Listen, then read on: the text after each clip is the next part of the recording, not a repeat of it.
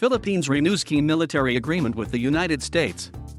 Hong Kong. The Philippines is restoring a military agreement with the United States that makes it easier for U.S. forces to move in and out the country and signals to China a renewed commitment to the 70-year-old US-Philippine alliance.Philippine Defense Secretary Delfin Lorenzana and U.S. Defense Secretary Lloyd Austin announced the restoration of the Visiting Forces Agreement in a joint news conference in Manila on Friday.The VFA, originally signed in 1988, gives U.S. military aircraft and vessels free entry into the Philippines and relaxes visa restrictions for U.S. military personnel.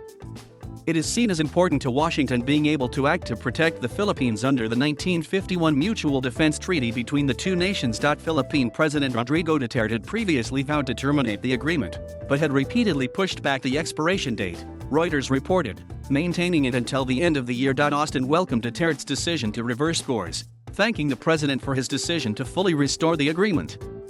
A strong, resilient US-Philippines alliance will remain vital to the security, stability, and prosperity of the Indo-Pacific, Austin said. A fully restored VFA will help us achieve that goal together. Historic US-Philippine ties. The Philippines was once home to two of America's largest military bases outside of the US, Clark Air Base and Subic Bay Naval Station. Although those ceased to be US bases in the early 1990s, US forces still had access to them under the VFA, and Manila maintained strong military ties with Washington. But over the past few years, Duterte had tilted away from the US and toward China, which has offered a closer economic relationship with Manila. "I need China more than anybody else at this point. I need China," Duterte said before flying to Beijing in April 2018. The Philippine president's overtures to Beijing came with the two countries locked in an ongoing dispute over their competing claims in the South China Sea.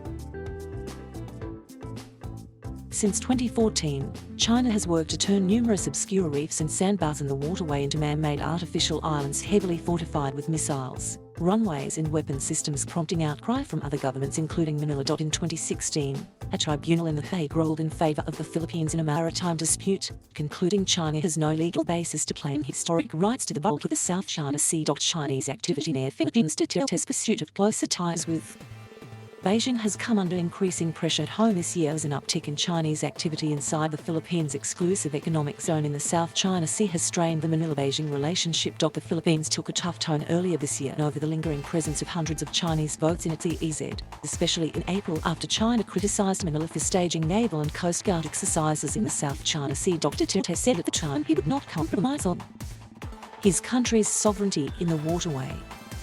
"So China, let it be known, is a good friend and we don't want trouble with them, especially a war," Duterte said in a late-night address. "But there are things that are not really subject to a compromise. I hope they will understand, but I have the interest of my country also to protect," Duterte said. Though the VFA disagreement had frayed US-Philippine military relations, US officials had been steadfast that there was no weakening of the Mutual Defense Treaty due to it. On the 5th anniversary of the Hague ruling earlier this month, U.S. Secretary of State Antony Blinken reaffirmed the U.S. commitment to defend the Philippines armed forces. The US diplomat said the U.S. could invoke the US-Philippine Mutual Defense Pact in the event of any Chinese military action against Philippine assets in the region. "We also reaffirm that an armed attack on Philippine armed forces, public vessels, or aircraft in the South China Sea would invoke U.S. mutual defense commitments under Article IV of the 1951 US-Philippines Mutual Defense Treaty," Blinken said.